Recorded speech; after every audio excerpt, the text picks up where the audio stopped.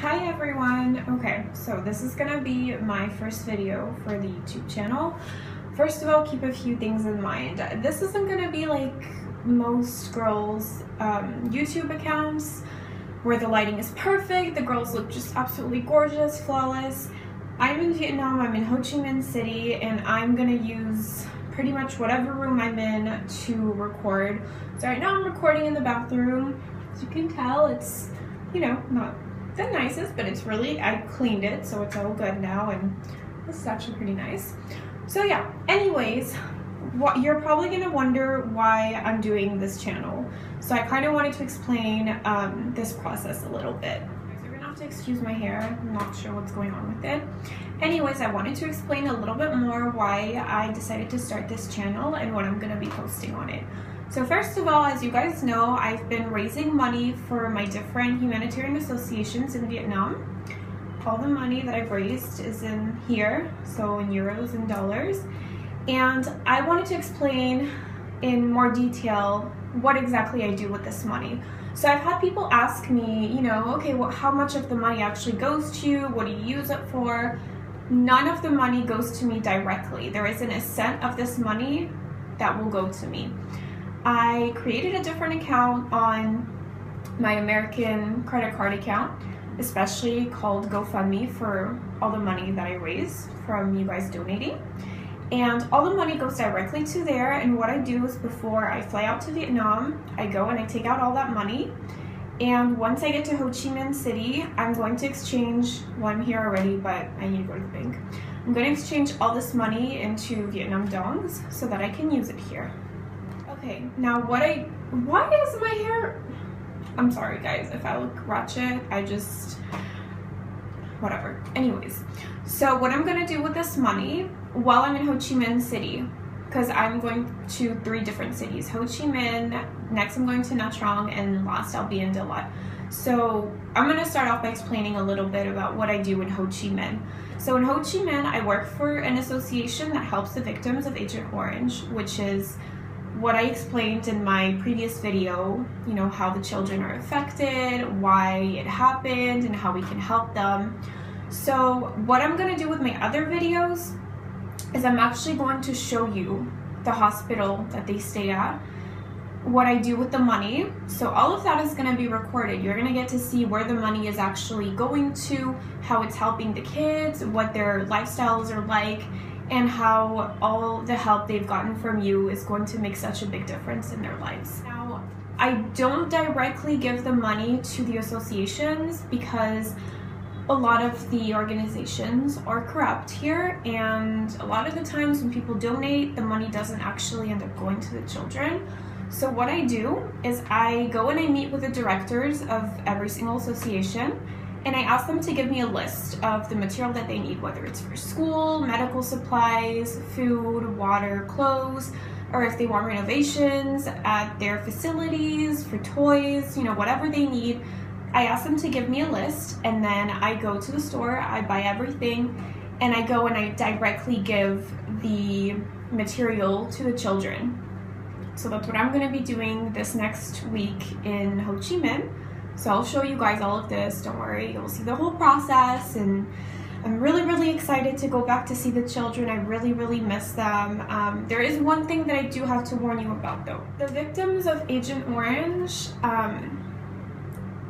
it was a really emotional thing for me when I met them last year. I remember walking into the hospital floor where the kids are, and none of the ladies over there spoke English or French, so I kind of just was guided over there, and they basically just kind of left me, and they told me, you know, do whatever you want to do. So they first took me to a room full of dead fetuses that were victims of Agent Orange, and that was already hard enough for me to see. I was in shock. I was like, oh my god, this is heartbreaking. Then they took me to the hall where all the kids are, and that was the most difficult thing for me. So right now, as I'm talking about it, I'm okay because, you know, it's been a year, and so right now I have myself together. But whenever I film this, when I go back, either tomorrow or Monday, there is a chance that my eyes are probably gonna get watery, I'm gonna get really emotional, and I don't know if you guys can feel this as much as I do by seeing it on video, but it's a really, really hard thing. You see these kids and you see how much pain they're in, you hear them scream, and you just feel like you can't do anything to help them. Like, I remember when I walked into one of the rooms, I heard children screaming in agony, and I just wanted to go over there and hold them and, you know, make them feel better, but I couldn't even touch them because just physical contact with them would have caused them that much more physical pain. So I literally I stood there and I broke down. The first time that I went, I couldn't hold myself together. What actually helped me regain my strength and find a smile again were the other kids that they came and got me, and, you know, they were all happy, all positive, and they were like, come play with us. Well, I mean, they didn't speak English or French, but, you know, I could tell they wanted me to go interact with them. And that gave me the motivation to just stay strong. And that's when I realized, you know, I wanted to do everything in my power to help these kids. In advance, I know this is probably going to be a pretty long video, but I really want to explain to you guys what I do here so you really understand, you know, what I'm doing, how you're helping, and just to give you a better understanding of what's going on in Vietnam and how these kids are living. So that's for Ho Chi Minh. What I'm going to do with the money is get the supplies, give it to the kids. I have a friend from France that's coming with me, so you're going to see her in a few of the videos, and she's going to be the one recording most of the time. And we're just going to interact with them. With the victims of Agent Orange, it's a little harder to plan activities because they're severely handicapped, so there isn't much they can move.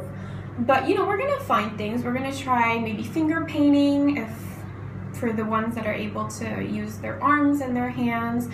If not, just having us there to hug them, to be around them, just to give them attention and love is more than they could ask for. It's sad to say, but these kids are abandoned on the side of the road by families because they can't afford to take care of the kids. So the hospital takes them in and they never get visitors. I asked one of the directors over there that actually spoke French, and she told me they never have people coming over to visit them. So I'm going to be spending as much of my time as possible with them. So all of this is coming up in the next few videos that I will show you. So next I'm going to be going to Nha Trang for a week. So I'm going to take the train from here and head over there. It's about a 10-hour ride. That train ride is crazy. Maybe I'll show you guys a little video of what transportation here is like, because honestly it's an adventure when you get from city to city. But yeah, over there I work for 2 different associations. I work for Avid and I work for a handicap center for children. So Avid helps orphans and children of very poor families, and the handicap center is kind of like a school, so from Monday through Friday, for handicapped children. So all the money that I collected, I divide up into 3. The Agent Orange victims in Ho Chi Minh, Avid, and the Handicap Center.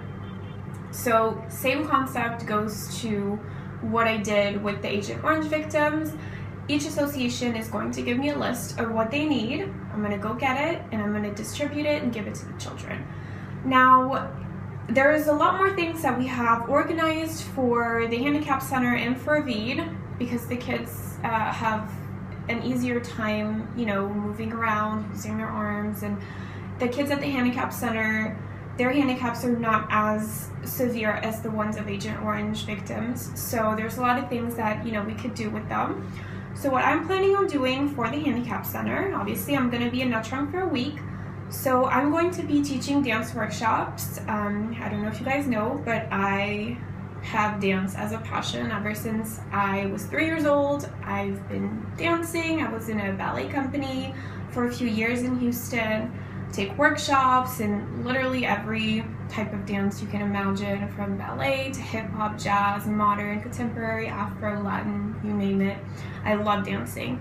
So I'm going to teach the kids a few lessons. I'm thinking probably start off with ballet, some jazz, some hip-hop, and for the older ones I was thinking teach them salsa as well. I don't know, we'll see how it goes.